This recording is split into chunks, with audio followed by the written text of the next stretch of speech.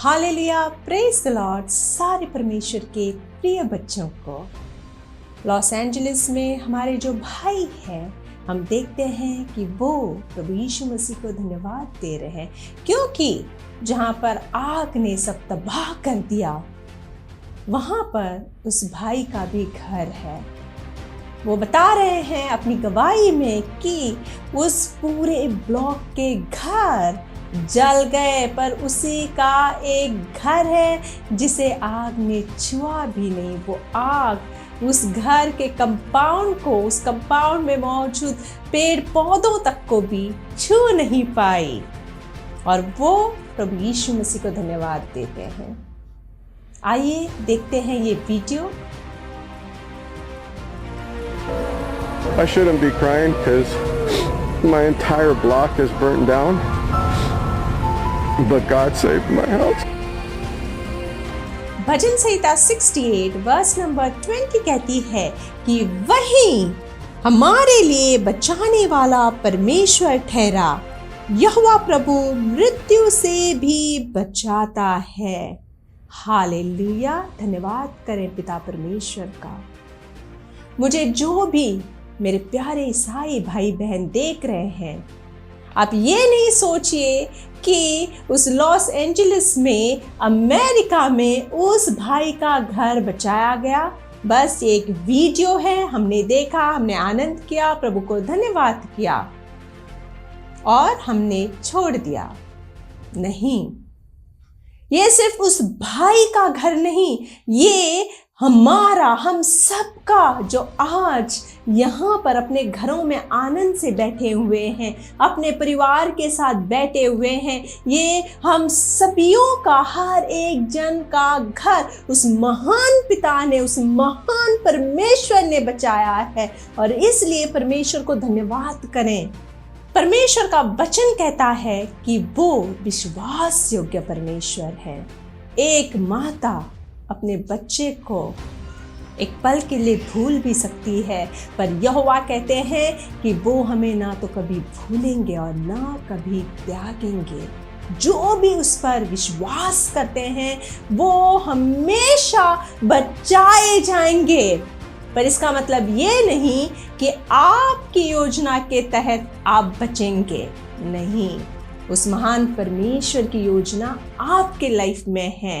वो अपनी योजनाओं को भली भांति जानते हैं और वो कहते भी हैं कि वो सारी योजनाएं हमारी भले की है, ना कि हमारे हानि की, और अंत में वो हमारी इच्छा पूरी करेंगे। तो मेरे प्यारे भाई, मेरी प्यारी बहन, आप क्यों इज़राइलियों की भांति कुड़कुड़ा रहे हो? क्यों आप अनदेखा कर रहे हो अपनी ब्लेसिंग्स को जो परमेश्वर ने आपको दी है? आप उस भाई की जगह पे रहकर सोचिए, जब उन्होंने देखा कि अपने पूरे ब्लॉक में सारे घर नष्ट हो चुके हैं, तो उनके दिल पर क्या बीती होगी। दुष्ट ने उसके मन में विचार डाल दिया होगा कि अरे, अब तो तुम्हारा भी घर नहीं बचा होगा, और जो भी बचा कुचा होगा वो सब आग में नष्ट हो गया। क्या फायदा उस परमेश्वर की आराधना करने की? क्योंकि मैं देखती हूँ कि बहुत सारे ईसाई लोग, जब उनके लाइफ में थोड़ी सी दुख आती है, थोड़ी सी तकलीफ आती है, वो अपने किसी प्रियजन को खोते हैं, जो सबसे बड़ा दुख है, तो वो हताश होते हैं, वो निराश होते हैं, वो परमेश्वर पर गुस्सा होते हैं कि परमेश्वर ने ऐसा क्यों किया। पर मेरे प्यारे भाई, मेरी प्यारी बहन, आपको ये बहुत समझने की ज़रूरत है कि जैसे अय्यूब की परीक्षा उस दुष्ट ने ली, उसी रीति से जब आप परमेश्वर में बढ़ते हैं तो आपकी भी परीक्षा होती है। पर जो अंत तक टिका रहता है प्रभु यीशु मसीह के नाम पर, उस यहोवा पर अपना विश्वास बनाए रहता है, जीत उसी की होती है, वही विजय ठहरता है। और जैसे अय्यूब को परमेश्वर ने 7 गुना ब्लेसिंग दी, उसी रीति से वो भी अपनी लाइफ में ब्लेसिंग पाता है।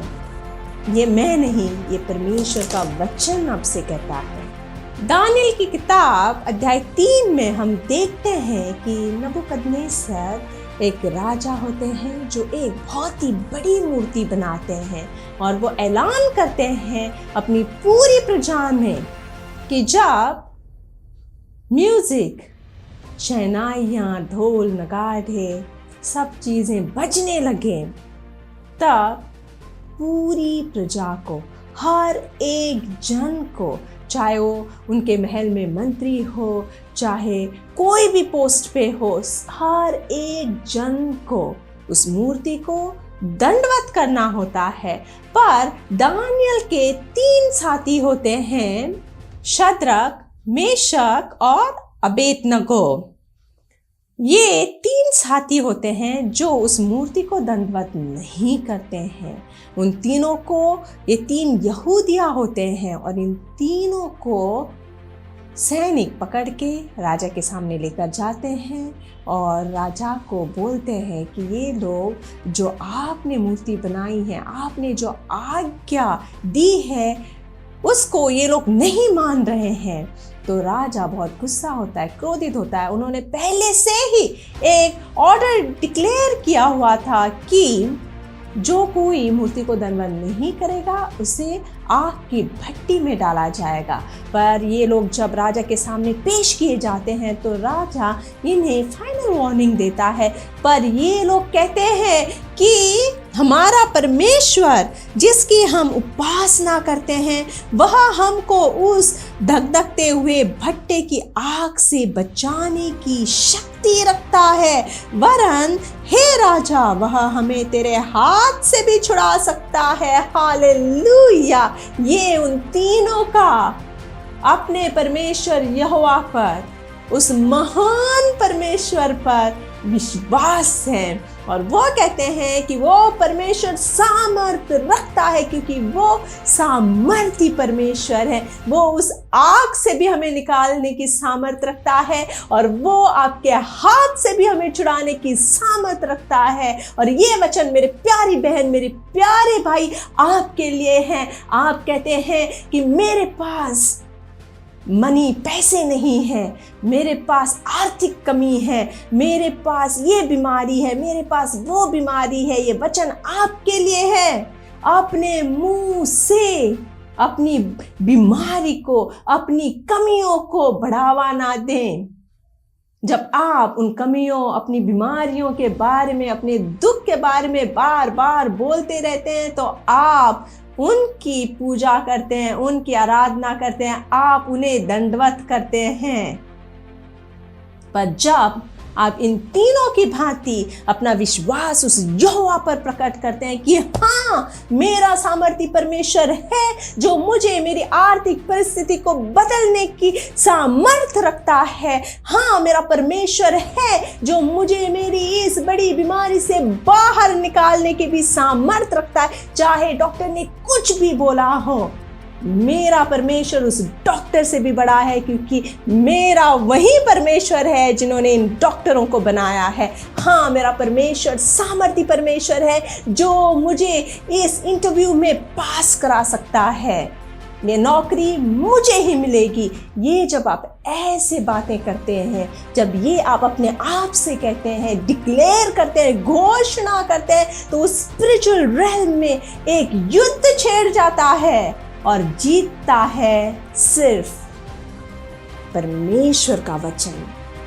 और जीत आपकी होती है, आपकी इच्छाओं की होती है। जरूरी नहीं कि आपने जैसे सोचा, आपने जैसी कल्पनाएं की, उस रीति से जीत आपको मिले। नहीं, वो महान परमेश्वर आपका बाप है, वो जानता है आपके लिए क्या अच्छा है, क्या बुरा है। और जो उस महान परमेश्वर पे विश्वास करता है, उनसे वो बहुत ही प्रेम करता है और वो अपने बच्चों को किसी भी रीति से हानि नहीं पहुंचने देगा। अगर परमेश्वर चाहता तो ये तीनों को इसी बात पर, उनके विश्वास के लिए उन्हें आग में जाने से रोक सकते थे। उस राजा के हाथ से भी उन तीनों को छुड़ा सकते थे, पर परमेश्वर ने क्या किया, इन तीनों को, राजा को डालने के लिए आग की भट्टी में इन लोगों को फेंकने के लिए अलाउ कर दिया। राजा ने क्या किया, ये लोग जिद्दी हो गए थे, अपने परमेश्वर की बढ़ाई कर रहे थे, तो राजा बहुत क्रोधित होता है और उस भट्टी की आग को 7 गुना ज्यादा बढ़ा देता है। जब राजा के सैनिक तीनों को पकड़कर उस भट्टी में डाल रहे होते हैं तो वो खुद जलकर मर जाते हैं, पर ये तीनों आग में गिर जाते हैं। राजा देखता है और राजा ऐसा देख लेता है कि वो कहता है, अब मैं देखता हूं कि 4 पुरुष आग के बीच खुले हुए टहल रहे हैं और उनको कुछ भी हानि नहीं पहुंची, और चौथे पुरुष का स्वरूप ईश्वर के पुत्र के सदृश है। हालेलुया। ये परमेश्वर राजा को सिखा रहे थे कि वही एकमात्र परमेश्वर है और उसका उस अग्नि पर भी कंट्रोल है। हालेलुया।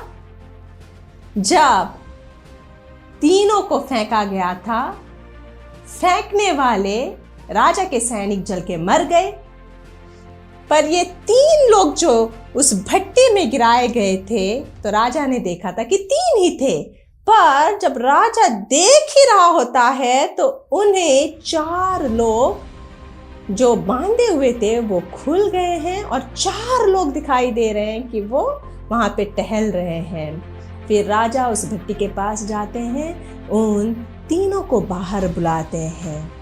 राजा जान जाते हैं कि वो चौथा परमेश्वर थे।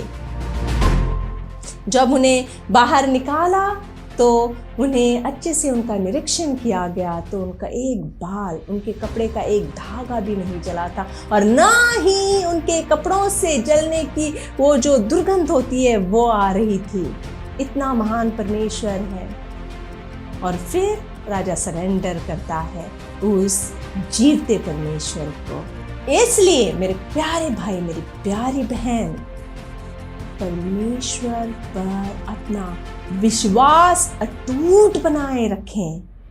दुष्ट आएगा, परीक्षाएं होंगी, पर जैसे मैंने कहा, अगर आप अंत तक बने रहेंगे तो आप भी उस भाई के समान सिर्फ और सिर्फ परमेश्वर को धन्यवाद देंगे कि यस, आप ही ने प्रभु मुझे और मेरे घराने को बचाया है।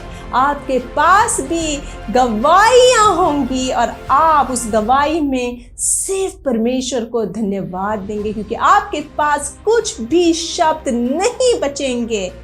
आपके पास शब्दों की कमी गिर जाएगी, क्योंकि जब वो महान परमेश्वर काम करने को आ लेते हैं, ठान लेते हैं, तब उन्हें कोई शक्ति, कोई भी ताकत नहीं रोक सकती है। और उस महान परमेश्वर के सामने आपकी आर्थिक परिस्थिति, आपकी बीमारियां, आपकी प्रॉब्लम्स, आपकी कोई भी सिचुएशन और आपकी कोई भी जॉब, आपका बिजनेस बहुत ही छोटा है। आप खुद सोच सकते हैं। और ये क्योंकि आज के लोग सिर्फ और सिर्फ मिरेकल्स मांगते हैं विश्वास करने के लिए, वरना वो परमेश्वर के नाम को थट्टों में उड़ाने से बाज नहीं आते।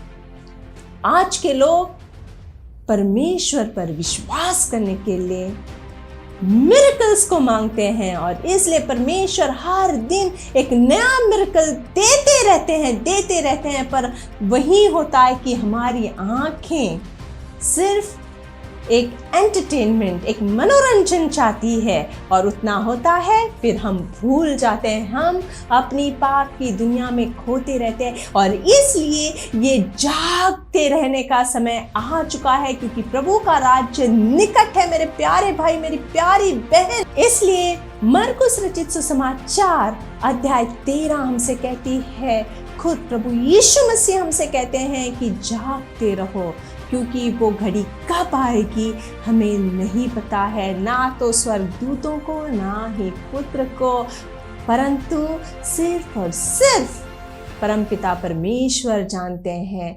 और इसलिए हमें सतर्क रहना बहुत ज़रूरी है, हमें निरंतर प्रार्थना में बने रहना बहुत ज़रूरी है, परमेश्वर के साथ संगति करना ज़रूरी है, परमेश्वर को समर्पण करना बहुत ज़रूरी है, परमेश्वर की शरण में रहना बहुत ही ज़रूरी है। क्योंकि अगर आपने ऐसा नहीं किया तो आपको पता भी नहीं चलेगा और वो घड़ी आ जाएगी और उसके बाद आप परमेश्वर को पुकारने की सोचेंगे, पर आपके पास वो समय नहीं होगा। इसलिए मेरे प्यारे भाई, मेरी प्यारी बहन, भजन संहिता 91 हमसे कहती है कि तेरे निकट 1000 और तेरी दाहिनी ओर 10,000 गिरेंगे, परंतु वह तेरे पास न आएगा, परंतु तू अपनी आंखों से दृष्टि करेगा और दुष्टों के अंत को देखेगा। Hallelujah, praise the Lord. Thank you all and God bless you.